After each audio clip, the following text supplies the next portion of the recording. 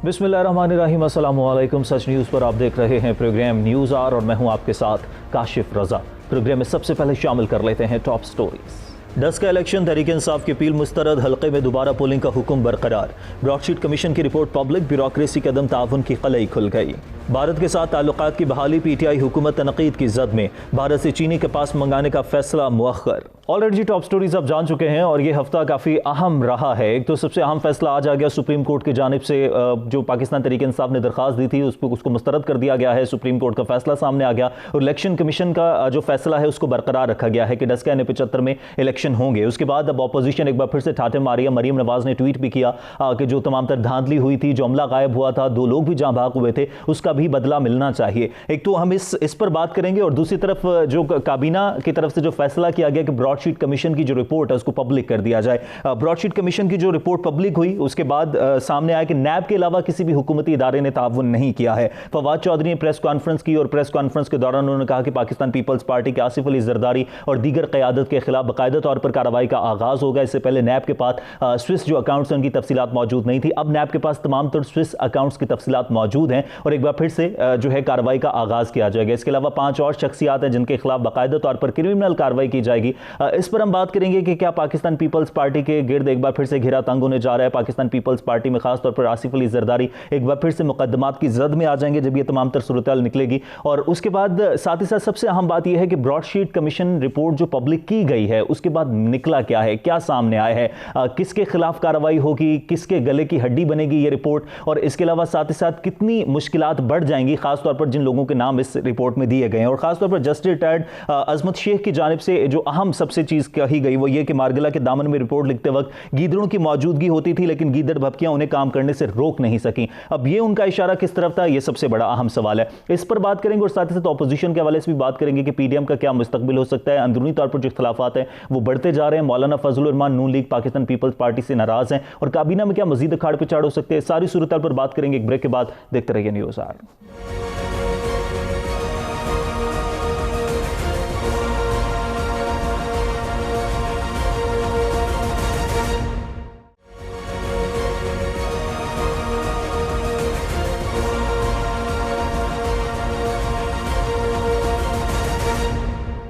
Alright ji, welcome back. Break के बाद वापस आने का शुक्रिया। और तमाम तर इस वक्त जो सूरत हाल प्रिवेल कर रही है मुल्क में, सारी सूरत हाल पर बात करने के लिए मुझे प्रोग्राम में वीडियो लिंक पर ज्वाइन कर चुके हैं सीनियर तज्ज़ियाकार हैं, सीनियर सहाफ़ी हैं नज़ीर लगारी साहब। लगारी साहब बहुत शुक्रिया आपके वक्त का। लगारी साहब बाकी सारे मामलात पर बता दूँ लेकिन इस हफ्ते में सबसे जो बड़ी अहम पेशरफ्त हुई है ब्रॉडशीट इंक्वायरी कमीशन की रिपोर्ट जो पब्लिक कर दी गई है। तमाम तर इल्ज़ाम जो है ब्यूरोक्रेसी पर लगाया गया है। इसमें आप क्या समझते हैं कि इस रिपोर्ट से क्या निकला, क्या है, क्या सामने आया? इस रिपोर्ट से कुछ नहीं निकला है और इस रिपोर्ट पर काम भी कुछ नहीं हुआ है। रिपोर्ट लिखने में जो वक्त सर्फ हुआ, बाकी उसके ऊपर कौन सी इन्वेस्टिगेशन हुई है। बताया गया कि उस वक्त कौन थे नैब के चेयरमैन जब ब्रॉडशीट के साथ वो किया गया था, मुआहदा किया गया था, और उस वक्त क्या शराइत तय की थी, और जो करने वाले थे नैब के अफसरान कौन थे, नैब के चेयरमैन कौन थे, और उनकी और ब्रॉडशीट के क्या मामलात हुए थे, और ब्रॉडशीट को फिर पेमेंट्स कैसे हुई हैं, और पेमेंट्स करने वाले कौन थे। तो इस पर तो कोई बात ही नहीं की गई। सारा डाला गया है कि जी ब्यूरोक्रेसी ने कोई हमें तफसीलात ही नहीं बताई। ब्यूरोक्रेसी के अलावा भी सिविल और मिलिट्री ब्यूरोक्रेसी के लोग थे। उस दौर में जनरल मुशर्रफ का जमाना था। जनरल मुशर्रफ के जमाने में जो है वो सारे मामलात को मिलिट्री के हाई हिरार्की जो है वो उसको देख रही थी। तो उसके बारे में तो किसी ने क्वेश्चन ही नहीं किया, पूछा ही नहीं है, सवाल नहीं किया है। और रिपोर्ट के अंदर जो है वो पुराने खातों को नए सिरे से खोलने का कहा गया है कि पुराने केस दोबारा खोल दो, पुराने केस दोबारा कर दो। ये मैंडेट क्या था, और अगर ये मैंडेट दिया गया था तो इसका क्या मकसद था। यानी 20 साल पूरी कौम जो है वो लगी रही कि स्विस केस के बारे में तराने और गाने सुनते रहे हैं और उस केस से कुछ नहीं निकला। सिर्फ एक वजीर आजम को निकाला गया और वजीर आजम को आइन को एक तरफ रखते हुए निकाला गया, आइन से इनहराफ करते हुए निकाला गया। वो वजीर आजम आइन को फॉलो कर रहे थे और उनकी मजबूरी थी, इसलिए कि वो किसी को लेटर नहीं लिख सकते थे, जिस लेटर का चर्चा होता रहा था उन दिनों में, और जो चर्चा करके लिखवाना चाहते थे हजरत जनाब इफ्तार मोहम्मद चौधरी साहब, तो उन्हें भी तो मालूम था ना कि आइन जो है इम्यूनिटी देता है, प्रेसिडेंट के खिलाफ ना मुकदमा हो सकता है, प्रेसिडेंट के खिलाफ ना कोई केस किसी कोर्ट में चलाया जा सकता है। तो वो कैसे कह सकते थे कि बाहर के मुल्क में जाकर अच्छा, फिर ये भी कि अगर इम्यूनिटी लेने तो हमसे लो, इम्यूनिटी आ ही नहीं देता, इम्यूनिटी ये देते थे। तो ये बातें भी नहीं की गई हैं। तो ये सारे का सारा एक खेल था और खेल का हिस्सा थे ये हजरत मौसूफ जो है, और उन्होंने इससे कुछ नहीं बरामद किया है, ना ना इनके बस में था कुछ बरामद करना।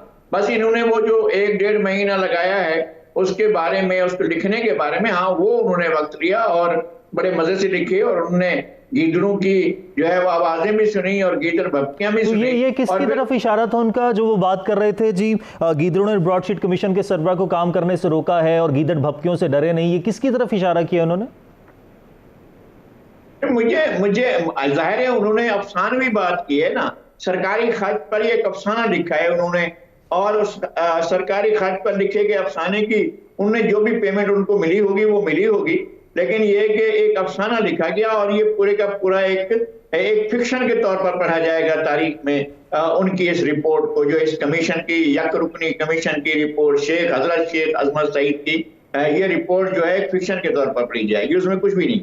तो फिर जो फवाद चौधरी साहब ने कहा कि जी क्रिमिनल कार्रवाई होगी, जो 5 हजरात के नाम लिए, फिर साथ ही साथ उन्होंने आसिफ अली जरदारी और पीपल्स पार्टी की क़यादत के हवाले से भी कहा कि हम कार्रवाई करेंगे, तो किसी के खिलाफ जिस तरह से आप बात करें, फिर ब्रॉडशीट कमीशन रिपोर्ट जो आई है इसमें किसी के खिलाफ कोई कार्रवाई नहीं होगी, किसी के गले की हड्डी नहीं बनेगी, या कार्रवाई होगी? आपको क्या लगता है? नहीं, ये क्या मतलब, कमीशन ने ये कहा, जो है इसका मैंडेट क्या था, क्या उसको बताया गया था? असल बात तो ये थी कि काबिल मुस्लिमी को या किसी और को कोई पेमेंट की गई है, वो वकीलों को पेमेंट की गई है, मुख्तलिफ लोगों को पेमेंट की गई है, उस पेमेंट का रिकॉर्ड नहीं मिला, और मारो घुटना फूटे आंख, तो उसका उन्होंने रिजल्ट ये निकाला कि जो है फुला फुला मुकदमे खोल दो, फुला फुला लोगों को पकड़ लो, इस तरह से बातें करो। यानी ये मैंडेट किस तरह से उनके पास आ गया था कि वो सेटल्ड जो चीजें हैं उनको दोबारा खोल लें। हमें नहीं है इससे गर्ज के वो आप क्या खोलते हैं क्या नहीं खोलते हैं। अब पिछले पूरे के पूरे मुशर्रफ के पूरे दौर में और खुद जरदारी साहब के पूरे दौर में ये मामला चलता रहा, और आखिर में चलें जी, राजा परवेज अशरफ ने उनके फरमान की वो करते हुए वो केस भी खुलवा लिया था, तो वहां की कोर्ट ने आपके केस को क्यों नहीं सुना? अब क्या करेंगे आप? फिर यहाँ पर आपके पास कौन सी चीजें हैं जिसको आप लेकर फिर दोबारा खोलना चाहते हैं? बार वक्त का ज़िया करना है और कौम का पैसा खर्च करना है और कौम का वक्त ज़िया करना है। एक कंपेन चलानी है, जो मौजूदा हुकूमत चाहती थी वो उनको मिल गया है। मौजूदा हुकूमत चाहती थी कि अपोजिशन के खिलाफ कंपेन चलाने के लिए कुछ मवाद मिल जाए, तो वो उन्होंने फराहम कर दिया।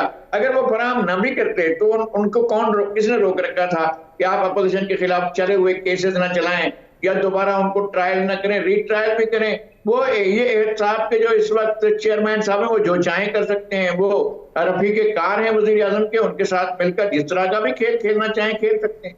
तो नून लीग के खिलाफ जिस तरह से शिकंजा सख्त है, उस तरह से पाकिस्तान पीपल्स पार्टी के खिलाफ शिकंजा सख्त नहीं था। तो जिस तरह से आप ये बात कर रहे हैं कि हुकूमत एक ऑप्शन चाह रही थी कि किसी ना किसी तरह अपोजिशन के खिलाफ जो है शिकंजा मजीद कसा जाए, तो अब पाकिस्तान पीपल्स पार्टी के खिलाफ भी शिकंजा कसने जा रहा है। फिर आसिफ अली जरदारी के खिलाफ जो स्विस अकाउंट्स हैं उनकी तफसीलात फवाद चौधरी साहब जिस तरह कह रहे हैं कि नैब के पास अब मौजूद हैं सारी, तो बहुत जल्द कार्रवाई शुरू होगी। तो अब क्या पाकिस्तान पीपल्स पार्टी के लिए भी ज्यादा मुश्किल वक्त आने वाला है? नहीं, 1.5 साल से इनको किसने रोक रखा था? ये यानी जनाब उस्ताद शेख अजमत साहब के उसका रिपोर्ट का इंतजार कर रहे थे, तो उनके पास जब सब कुछ था तो पहले से शुरू कर देते। किसने मना कर रखा था इनको?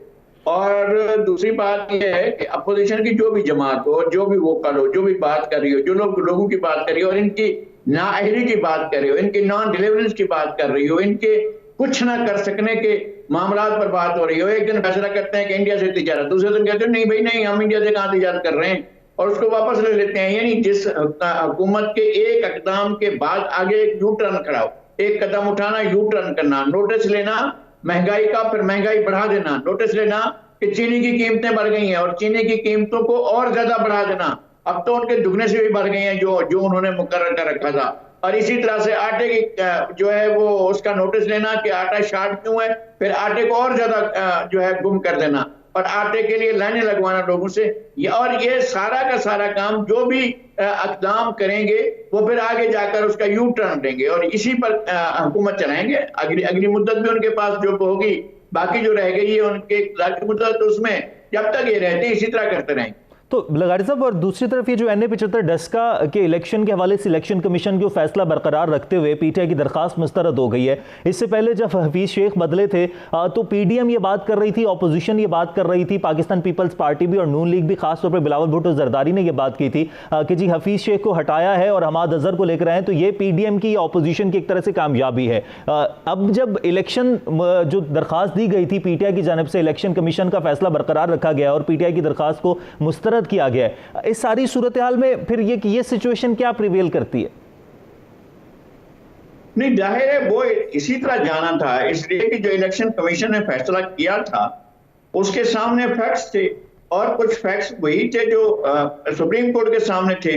अब सुप्रीम कोर्ट के सामने ये है ना कि अगर एक भी पोलिंग स्टेशन का अमला गायब हो जाता है तो भी सुप्रीम कोर्ट उसका नोटिस लेती और जब उसके सामने हकायक रखे जाते तो सूरत हाल को यहाँ तो 20-25 से ज्यादा जो है पोलिंग स्टेशन के जितने भी अमला है वो गायब है, फिर वो 10-12 घंटे तक गायब होता रहा। इस दौरान में जो है पर्चियां भर भर कर डाले जाती रही, क्या होता रहा है, उससे पहले पूरे इलेक्शन में क्या हुआ, किस तरह से हारे हुए बंदे को जितवाने की कोशिश की गई। भाई बस आप जाहिर सी बात है PTI उस सीट के लिए जा रही है जहां अपनी सीटें तो लूज कर रही थी, वो खैबर पख्तूनख्वा में जहां उनको अपने कारकर्दगी का बहुत ज्यादा गुमान है, वो पंजाब में जाकर और वो भी सियालकोट में जाकर जो है वो ख्वाजा आसिफ और एहसन इकबाल के इलाके में जाकर जो है वो सीट मारना चाहते थे। तो उन्होंने तो ना मोहतरमा डॉक्टर फिरदौस आशिक अवान को सीट लेने दी, ना उस्मान डार को सीट लेंगे। ये सारी की सारी हसरतें नहीं है। अब ये जाकर वो सीट दोबारा कैसे ले सकते थे?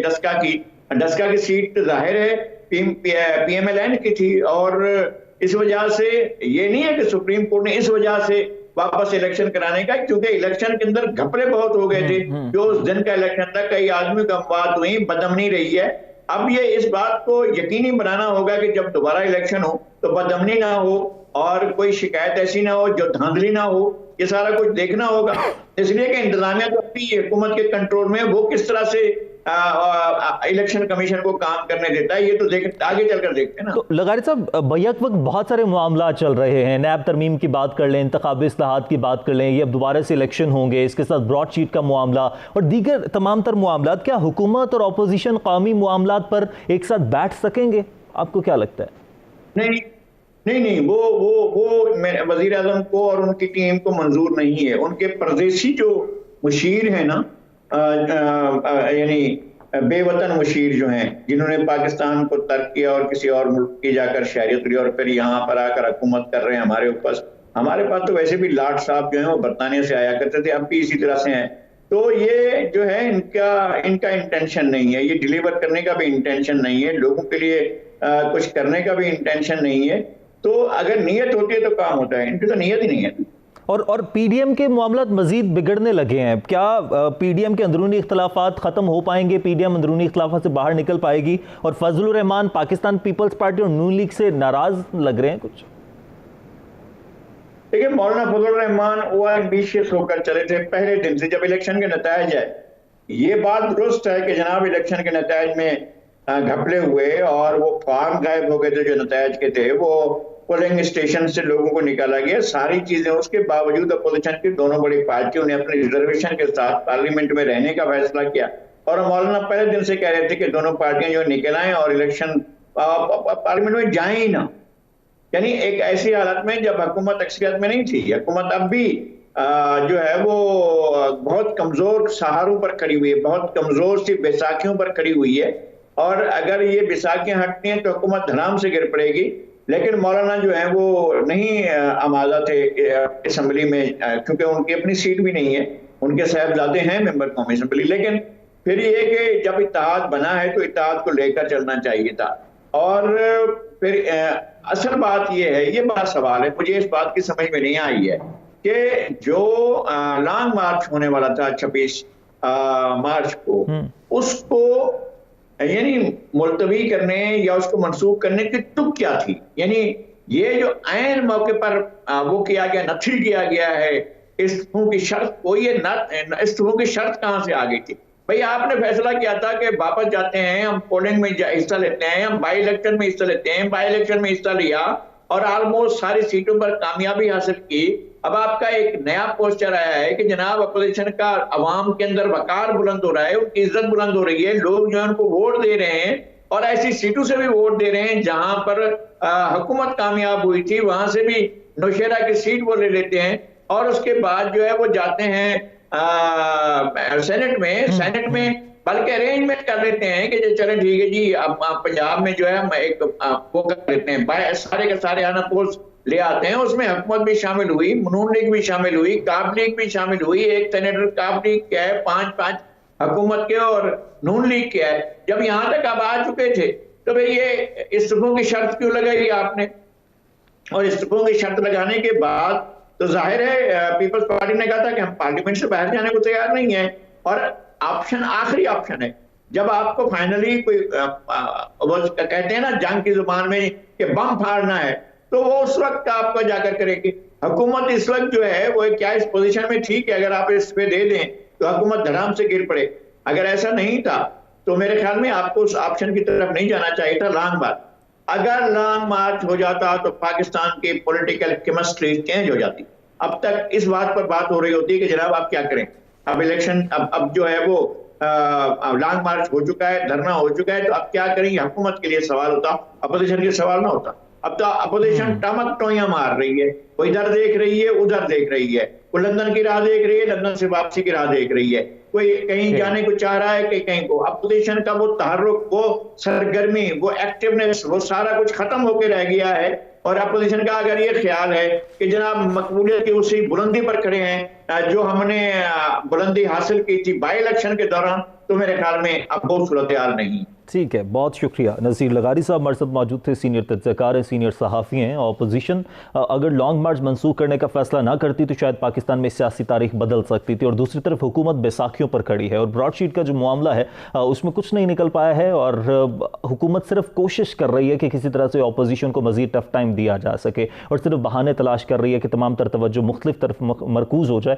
क्योंकि परफॉर्मेंस उस तरह से बेहतर हो नहीं पा रही। अब देखते हैं कि मुस्तकबिल में क्या होता है, क्या काबीना में मज़ीद अखाड़ पछाड़ होती है, सूरत हाल किस तरह से बेहतर होती है, गवर्नेंस के मसाइल हैं, महंगाई है, मईशत है, ये चीज़ें जब तक बेहतर नहीं होंगी तब तक सियासी तौर पर भी इस्तेहकाम आ नहीं सकता। ब्रेक लेते हैं, ब्रेक के बाद वापस आएंगे। वापस आने के बाद बात करेंगे कि भारत के साथ जो तिजारत के हवाले से अहम फैसला सामने आया है, ये फैसला दुरुस्त है, गलत है, इस पर मुख्तलिफ किस्म की राय सामने आ रही है, इस पर हम बात करेंगे ब्रेक के बाद। देखते रहिए न्यूज़ आर।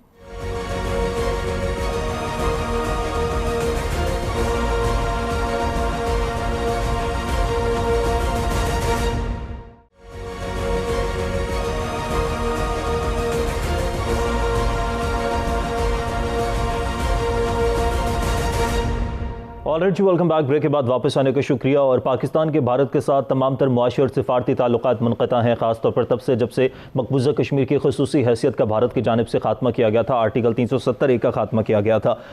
हमाद अजहर जो हैं वो वज़ीर ख़जाना मंतखब हुए हैं और उनको तैनात किया गया है कि पाकिस्तान की मुआशी सूरत हाल बेहतर हो सके। ECC ने भारत से 5 लाख मैट्रिक टन तक चीनी दरामद करने की इजाज़त दी और ज़राए के मुताबिक राब्ता काउंसिल ने भारत से कॉटन और दरामद करने की भी इजाज़त दे दी। लेकिन उसके बाद वफाकी काबीने का इजलास हुआ जिसमें यह फैसला किया गया कि ECC की तरफ से जो इजाज़त दी गई है उसको मुस्तरद किया जाता है, जो समरी अरसाल की गई थी उसको भी मुस्तरद कर दिया गया। वफाकी वज़ीर बराए science and technology Fawad Chaudhry की जानिब से वफाकी काबीना का जब इजलास हुआ तो उसके बाद उन्होंने मीडिया को जो ब्रीफिंग दी उसमें उन्होंने बताया कि भारत के साथ तिजारत कश्मीर की कीमत पर नहीं होगी, हम तिजारत चाहते हैं लेकिन भारत पहले 5 अगस्त से पहले की पोजीशन पर चला जाए। फवाद चौधरी ने कहा कि हम तिजारत चाहते तो हैं और 23 मार्च को भारतीय वज़ीर आज़म के ख़त का जवाब भी दिया गया है कि कश्मीर का सौदा करने की किसी की जरूरत नहीं, इमरान खान के होते हुए कश्मीर का सौदा नहीं हो सकता। अब इस हवाले से मुख्तलिफ तरह की राय सामने आ रही है पाकिस्तान में भी, और जो सिफारतकार हैं उनकी तरफ से भी मुख्तलिफ राय का इजहार किया जा रहा है। हम भी इसी पर ही बात करेंगे कि आया कि हुकूमत का ये फैसला दुरुस्त है या गलत है, और वाक़तन वज़ीर आज़म इमरान खान ने कहा था कि वो कश्मीर के सफ़ीर हैं और पूरी दुनिया में कश्मीर के जो है वो सफ़ीर बनकर कश्मीर का मुकदमा लड़ेंगे, लेकिन कश्मीर का मसला हल नहीं हो पा रहा है। एक तो सबसे अहम मामला यह है कि कश्मीर का मसला किस तरह से हल हो सकता है, और यह हमेशा से इस पर बहस होती रही है। और भारत की तरफ से जो पैगामात का सिलसिला शुरू हुआ 23 मार्च पर भी भारत की तरफ से पैगाम आया। वजीर आजम इमरान खान जो हैं जब कोरोना में मुब्तला हुए तब भी भारतीय वजीर आजम नरेंद्र मोदी की तरफ से नेक ख्वाहिशात का इजहार किया गया। लेकिन साथ ही साथ सबसे अहम सवाल यह है कि भारत के साथ जो ताल्लुकात हैं वो बेहतरी की तरफ जा सकते हैं या नहीं जा सकते, और ये जो फैसला ईसीसी की तरफ से किया गया उसके बाद वफाकी काबीना में उस फैसले को मुस्तरद कर दिया गया। आया कि ये फैसला दुरुस्त है या नहीं। पाकिस्तान मुआशी सूरत हाल हम सब आगाह हैं कि पाकिस्तान मुआशी तौर पर इस वक्त कहां स्टैंड कर रहा है, लेकिन भारत के साथ क्या तिजारती ताल्लुकात बहाल होने चाहिए या नहीं बहाल होने चाहिए? अगर ताल्लुकात बहाल नहीं होते तो इससे भारत को नुकसान होता है। पाकिस्तान के साथ साथ क्या कश्मीर का मसले पर फिर भी भारत एक मेज पर आएगा या नहीं आएगा? और इसके अलावा सिफारती सतह पर पाकिस्तान को कश्मीर के मसले को और भारत के साथ ताल्लुकात को बेहतर करने के लिए क्या करना चाहिए, क्योंकि भारत सीधी तरह से जवाब दे नहीं रहा है। सारी सूरत हाल पर हम बात करेंगे। साबिक सफीर आसिफ दुरानी साहब मुझे प्रोग्राम में वीडियो लिंक पर ज्वाइन कर चुके हैं। दुरानी साहब बहुत शुक्रिया आपके वक्त का। दुरानी साहब, कश्मीर का मसला ज़ेर बहस है 5 अगस्त के बाद से ही, जब से कश्मीर की खुसूसी हैसियत भारत ने ख़त्म की है, और पाकिस्तान की तरफ से कश्मीर का जो मुकदमा है वो दुनिया में हर फोरम पर लड़ा गया है। पाकिस्तान की तरफ से कश्मीर की आवाज़ बने हैं वज़ीर आज़म इमरान खान, और पाकिस्तान में भी इस हवाले से तमाम तरह एहतजाज वगैरह किए जाते रहे। लेकिन अभी ये जो मुआशी सूरत हाल है पाकिस्तान की, इसके पेश नज़र पाकिस्तान ने जो फैसला किया है तिजारत मंसूख करने का, with the I of ambassador, आप क्या समझते हैं कि ये दुरुस्त है या ये फैसला गलत है? नहीं, मेरे ख्याल में ये इसमें it was not a well thought out strategy, क्योंकि इकोनॉमिक काउंसिल को पहले ही ये सेंसिटिविटीज को गौर में ज़ेर गौर लाना चाहिए था, और इसका जो अनाउंसमेंट है वो प्रीमेच्योरली किया गया ईसीसी के फोरम से। ये अल्टीमेटली कैबिनेट को फैसला करना था कि वो इंडिया के साथ ट्रेड को बहाल करना चाहते हैं या नहीं करना चाहते। तो मेरे ख्याल में ये इस मामले में ये एक गलती हुई है। जी, आप कह रहे हैं कि सियासी दबाव की वजह से भारत से तिजारत ना करने का फैसला किया गया, या तरीका कार दुरुस्त नहीं था ये तमाम तर? नहीं, सियासी दबाव की बात ही नहीं है। सूरत हाल अभी इंडिया के साथ नॉर्मल नहीं हुई है, और प्राइम मिनिस्टर मोदी ने जो 23 मार्च रिपब्लिक डे पे हमें पाकिस्तान डे पे जो मैसेज भेजा था, उसकी टोन क्लियर थी कि वो जो है उस तरह से सीरियस नहीं है, और इसलिए फिर प्राइम मिनिस्टर को भी जवाबन इंडिया को बताना पड़ा कि पाकिस्तान जो है इंडिया के साथ पीस चाहता है, और लेकिन इसके लिए ज़रूरी है कि तमाम outstanding issues, specially Jammu and Kashmir का जो डिस्प्यूट है उसको हल होना चाहिए। जब इस किस्म की फजा होगी तो इंडिया के साथ फॉरेन ट्रेड रिलेशनशिप कायम करने का मतलब ये है कि आपने जो है नॉर्मलसी ले आए हैं अपने ताल्लुकात में इंडिया के साथ, और मेरे ख्याल में वो डोमेस्टिक ऑप्टिक्स के अलावा भी इंटरनेशनली भी आपका मौक़िफ़ जो है उस लिहाज से फिर कमज़ोर पड़ जाता है। जी दुरानी साहब, भारत के साथ ताल्लुकात बेहतर किस तरह से हो सकते हैं? हो भी सकते हैं या नहीं हो सकते? हम देख रहे हैं कि भारत में अंदरूनी तौर पर भी हालात बड़े गंभीर होते जा रहे हैं। जिस तरह से आज़ादी की तहरीकें चल रही हैं, जिस तरह से वहाँ पर पूरे भारत को बंद करने की बात की जा रही है किसानों की तरफ से, और जब जब ऐसी सूरत हाल होती है भारत हमेशा से तवज्जो हटाने की कोशिश करता है। तो ऐसी सूरत में इस तरह की सिचुएशन आना, भारत की तरफ से पैगाम, और आप जिस तरह से कह रहे हैं कि मोदी की टोन बिल्कुल क्लियर थी, साफ नजर आ रहा था कि उनका रवैया कैसा है, किस टोन में वो बात कर रहे हैं, किस तरह से ताल्लुकात बेहतरी की तरफ जा सकते हैं? ऐसी सिचुएशन में क्या करना चाहिए? देखिए, उसका तो हल वही है कि जब हमारे बायलैटरल डिस्प्यूट हैं उन पे जो है वो बात हो। इंडिया उस की तरफ आ ही नहीं रहा। जब वो नहीं आ रहा तो फिर ताल्लुकात जो है वो नॉर्मल नहीं होंगे। जी सही। आसिफ दुरानी साहब, हम हमेशा से कोशिश करते रहे हैं आलमी दुनिया को इसमें इन्वॉल्व करने की, और यकीनी तौर पर जब भारत ने ये बात की थी कि ये कश्मीर उनका अपना मसला है, जिस तरह से जब दुनिया इन्वॉल्व हुई तो ये बात वाज़ी होगी कि कश्मीर भारत का अंदरूनी मामला नहीं है। दुनिया से कुछ तवक्को रखनी चाहिए कि दुनिया इसमें कुछ अमल दखल करेगी? देखिए, आज़ादी जो है वो दुनिया नहीं दिलाती। आज़ादी आपके अपने लोग लेते हैं, चाहे वो कश्मीर के अंदर हो, या आपने जब आज़ादी दुनिया की हमायत से थोड़ी ली थी जब आप आज़ाद हुए थे। तो इसलिए इसकी आज़ादी की तहरीकें जो हैं वो लंबा अरसा खींचती हैं, तो लिहाजा इसमें कश्मीरियों को भी जो है पेशेंट रहना है, और लेकिन साथ में ही उन्होंने अपने मौक़िफ़ पे डटे रहना है, और पाकिस्तान का भी यही करना पड़ेगा। जी, और अभी तक जो दुरानी साहब पाकिस्तान ने कोशिशें की हैं सिफारती सतह पर, अब उसके कुछ फ़वाइद मिले हैं या बिल्कुल नहीं? देखिए, ये एक जद्द मुसलसल है, इसमें आपको मैथमेटिकल आंसर्स नहीं मिलेंगे। ये जो है इसको आपको मुसलसल अपना पॉइंट ऑफ व्यू जो है दुनिया को बताना होगा, आपने कश्मीर, जो इंडियन ऑक्युपाइड कश्मीर है, उसके अंदर जिस तरह की सूरत हाल है, लोग जिस मिजरी के साथ रह रहे हैं, और ये तो इंडियन ऑक्यूपेशन फोर्स जो है वो अगर वो ना हो तो ये वो कब का आज़ाद हो जाए। और ये जो इंडियन लीडरशिप ने जो फैसले ऑक्युपाइड जम्मू एंड कश्मीर के बारे में किए हैं, इंडिया के लीडर्स वहाँ जुर्रत नहीं कर सकते कि वहाँ जा सकें। तो इसलिए ये इंडिया चाहे जितनी भी कोशिश कर ले, वो कश्मीरी को इंडियन नहीं बना सका है माजी में भी, और आइंदा भी नहीं बना सकेगा। तो बात क्लियर है, इसमें हमें अपने दिमागों से कंफ्यूजन निकाल लेना चाहिए। जी सही। आसिफ दुरानी साहब, पाकिस्तान में हमेशा ये बात की जाती है, खान साहब ये बात करते हैं, जो हम दीगर महाज जो हैं उन पर कामयाबी की तरफ जा रहे हैं। सिफारती सतह पर आपको लगता है जो सिफारती महाज हैं उस पर पाकिस्तान अभी कहाँ स्टैंड कर रहा है? दीगर ममालिक के साथ ताल्लुकात बेहतर हुए हैं, मुआशी तौर पर तो हम उस तरह से स्ट्रांग नहीं है, सिफारती सतह पर कहाँ स्टैंड कर रहे हैं हम? देखिए, ये सारे आपस में जो है ना इंटरट्वाइंड इश्यूज हैं। आपकी मईशत का सिफारती ताल्लुकात पे बड़ा अच्छा असर पड़ता है, बड़ा असर पड़ता है, तो लिहाजा आप इसको जुदा नहीं कर सकते। इंडिया को इस वक्त अपर हैंड है वो उसकी इक्तिसाद की वजह से। तो इक्तिसाद को बेहतर कीजिए, सिफारती सतह पे आपको मजीद कामयाबियां हासिल होंगी। जी सही। आसिफ दुरानी साहब, अब आप क्या समझते हैं कि कश्मीर का जो इशू है इसको लेकर हमेशा से पाकिस्तान ने कोशिश तो की है, लेकिन साथ ही साथ जो आलमी दुनिया है उनका किरदार कैसा रहा है अभी तक का? देखिए, मैंने आपसे शुरू में भी अर्ज किया, आलमी दुनिया उस वक्त आएगी जब आपकी इक्तिसाद अच्छी होगी, आप उनके साथ तिजारत करेंगे, वो आपकी बात सुनेंगे। फ्रांस ने उनको राफेल एयरक्राफ्ट इंडिया को बेचे इसलिए कि वो $5-6 बिलियन का था, तो फ्रांस इंडिया की बोली बोलता है। तो इसलिए जो है हमें हमारे जहनों में ये जो है बातें यानी इस तरह से क्लियर होनी चाहिए कि खाली सियासी सतह पे आप अपने मामलात हल नहीं कर सकते जब तक कि उसको इक्तिसाद का जो है सपोर्ट हासिल ना हो। तो क्या भारत को अभी भी अमेरिका की पुष्टपनाही हासिल है? क्योंकि अफगान अमन अमल की बात की जाए तो उसमें पाकिस्तान के किरदार का अमेरिका बड़ा मोतरफ रहा है।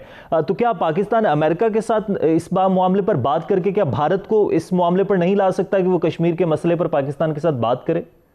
देखिए, वो ये चीजें मुसलसल चल रही हैं। अमेरिका की अपनी प्रायोरिटीज हैं, वो उसमें पाकिस्तान को उस वक्त फेवर करेगा जब उसको ये लगेगा कि पाकिस्तान से उसको फायदा है। तो आप देखते हैं कि उनको क्या फायदा हासिल होता है। ठीक है, बहुत शुक्रिया। आसिफ दुरानी साहब हमारे साथ मौजूद थे, साबिक सफ़ीर, और कश्मीर के मसले पर बात कर रहे थे। पाकिस्तान को मजीद इकदाम करने की ज़रूरत है सिफारती सतह पर भी, और जब तक आप सियासी तौर पर मुस्तहकम नहीं होते, मुआशी तौर पर आप मुस्तहकम नहीं होते, तो शायद दीगर ममालिक के साथ आपके रवाबित उस तरह से मजबूत नहीं होंगे, और फिर इस मामले पर भारत के साथ भी बात उस तरह से नहीं हो सकती। आज के प्रोग्राम से इजाज़त दीजिए, अल्लाह ने के बाद।